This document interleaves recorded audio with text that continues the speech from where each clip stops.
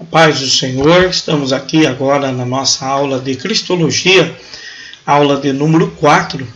Vamos dar seguimento aos nossos estudos aí então, tá? Falando hoje sobre a doutrina de Cristo, perguntas normativas. Por que é necessária a divindade de Jesus? Nós traçamos nas outras aulas a Bíblia provando a humanidade de Jesus e provando a sua divindade.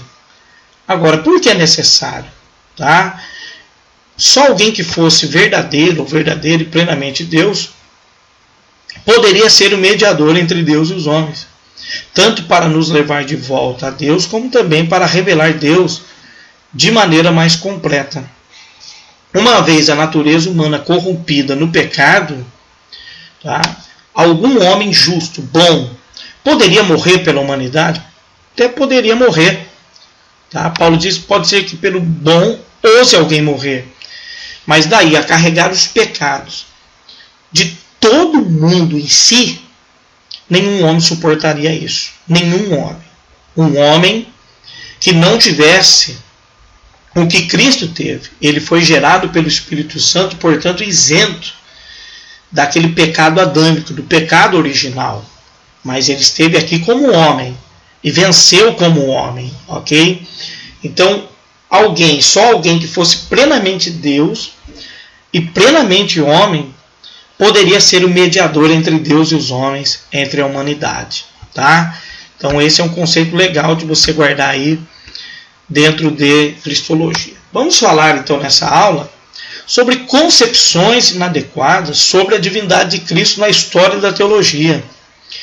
Isso também é uma doutrina chamada de união hipostática. Tá? Você pode procurar que você vai ter bastante material sobre isso. Vamos falar então sobre o apolinarismo, que tem uma ideia sobre Cristo. A ideia de que a pessoa de Cristo possuía um corpo humano, mas não uma mente ou um espírito humano, e que a mente e o espírito de Cristo provinham da natureza divina do Filho de Deus. Então, dentro desta ideia aí, pessoal, Cristo tinha o corpo humano, mas a mente dele e a sua alma, o seu espírito, né, digamos assim, eram divinos. Então, separava o corpo da mente e do espírito. Já o nestorianismo, uma escola também daquela época, diz que a doutrina de que havia duas pessoas distintas em Cristo, uma pessoa humana e outra divina. Ou seja, haviam duas pessoas distintas em Cristo, beirando a esquizofrenia. Uma hora Jesus era homem, outra hora Jesus era Deus. Tá? Era uma posição também que durou muito tempo o pessoal ensinando sobre isso.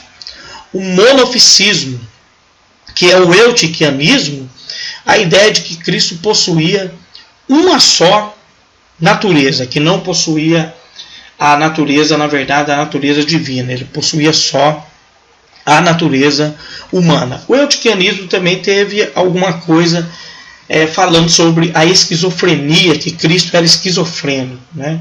Então, olha cada posição que foram surgindo com o tempo. Hoje nós temos uma posição clara, definida através de muitos concílios sobre Cristo, mas durante muito tempo várias escolas surgindo, dando a sua definição. Vamos lá ao Concílio de Calcedônia, 451 depois de Cristo, tá? A definição. Fiéis aos santos pais, todos nós perfeitamente unânimes, ensinamos que se deve confessar um só e mesmo Filho, nosso Senhor Jesus Cristo, perfeito quanto à divindade e perfeito quanto à humanidade, verdadeiramente Deus e verdadeiramente homem, constando de alma racional e de corpo consubstancial com o Pai, segundo a divindade, e consubstancial a nós, segundo a humanidade, em tudo semelhante a nós, excetuando o pecado. Tá? Semelhante a nós em tudo, excetuando o pecado. Gerado segundo a divindade pelo Pai, antes de todos os séculos, e nesses últimos dias, segundo a humanidade, por nós e para a nossa salvação, nascido da Virgem Maria, Mãe de Deus, um e só mesmo Cristo, Filho, Senhor unigênito, que se deve confessar em duas naturezas inconfundíveis, imutáveis, indivisíveis, inseparáveis, A distinção de natureza de modo algum é anulada pela união. Antes é preservada a propriedade de cada natureza, concorrendo para formar uma só pessoa e em uma subsistência, não separado, nem dividido em duas pessoas, mas um só, e o mesmo Filho, o unigênito, o Verbo de Deus, o Senhor Jesus Cristo, conforme os profetas desde o princípio acerca dele testemunharam, e o mesmo Senhor Jesus nos ensinou, e o credo dos santos pais nos transmitiu. Esse foi um concílio importante da igreja para a definição de cristologia. Tá? Então é daqui que surge a ideia de Jesus 100% homem e Jesus 100% Deus. Então, a cristologia de Calcedônia, a hipostasis, tá? Que eu falei da união hipostática, a natureza humana sem pecado e a natureza plenamente divina. E uma natureza não anula a outra. Então teve a união das duas naturezas sem que uma anulasse a outra. Tá? Resumo sobre a divindade de Cristo. Tá? Aqui. Permanecendo o que era, tornou-se o que não era. Então, em outras palavras, enquanto Jesus permanecia o que era, ou seja, plenamente divino, ele também se tornou o que não fora antes, ou seja, plenamente humano. Jesus não deixou nada de sua divindade quando se tornou homem, mas assumiu a humanidade que antes não lhe pertencia. É um conceito de Wayne Grudem, um grande teólogo aí, muita gente conhece. Tá? Então é importante que Jesus, a declaração de Paulo em Filipenses 2, o capítulo 6 em diante, que ele esvaziou-se de si mesmo, não teve por usurpação de ser igual a Deus, não está falando que ele deixou a sua natureza. Não, a sua natureza é Deus, divina. Então, na união hipostática, uniu-se a natureza divina com a humana, e uma não anulou a outra. Então, a obra perfeita, da natureza divina para a natureza humana. Dignidade para ser cultuada e na incapacidade de pecar. Então, na primeira, natureza divina para a natureza humana, dignidade para ser cultuada. E embaixo, ainda que a natureza humana de Jesus não tenha mudado em seu caráter essencial, porque ela foi unida à natureza divina na pessoa única de Cristo, a natureza humana de Cristo tem incapacidade de pecar. Tá? Então, ou seja, Cristo não teve herdado nele o pecado adâmico, o pecado que vem de Adão, quando Paulo declara aos Romanos que todos pecaram, todos, e destituídos foram da glória de Deus. E também a Escritura diz, o salmista Davi, em pecado me concebeu a minha mãe. E o próprio Senhor Jesus, no Evangelho de João, capítulo 8, no caso da mulher adúltera, diz: quem não tem pecado, jogue a primeira pedra. Não há um justo, nenhum justo sequer, todos pecaram, mas ele não. Amém? Então, a obra perfeita, a natureza humana para a natureza divina, a incapacidade de experimentar o sofrimento e a morte. A natureza divina, sem dúvida nenhuma, jamais vai experimentar o sofrimento e a morte. Já a natureza humana de Jesus, ela tem a capacidade de ser nosso sacrifício vivo. Ok? A expiação. Expiação é a obra que Cristo realizou em sua vida e morte para obter a nossa salvação. Então, olha, repassando aqui, falamos do que? Da união hipostática.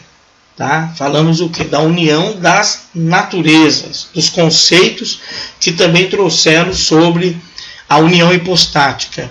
Falamos sobre o apolinarismo, nestorianismo, monofisismo, a definição de Calcedônia, tá? Que é importante para a igreja até hoje.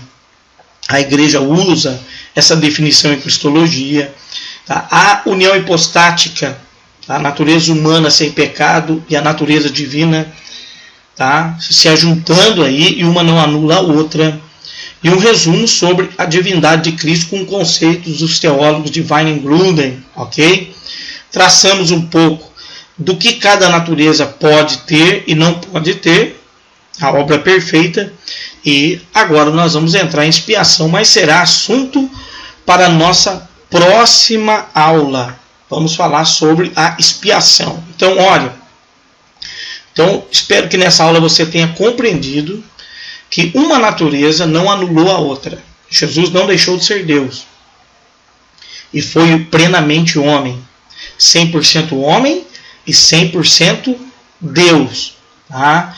Estudamos os conceitos dentro dos séculos que falaram da união hipostática. Você viu cada posicionamento que teve. Mas é em 451 que temos o Concílio de Calcedônia da Igreja, e eles dão um posicionamento muito forte sobre a natureza de Cristo. Espero ter ajudado você nessa aula. Qualquer dúvida, a_lw7@hotmail.com, meu e-mail, ou você vai no meu blog www.pastoranielcruz e deixa lá a sua pergunta também pelo Skype Aniel Wagner, Facebook Aniel Wagner, ok? Ou pelo Twitter também, Pastor Aniel Cruz. Forte abraço, até a nossa próxima aula que nós vamos falar sobre a expiação. Imperdível.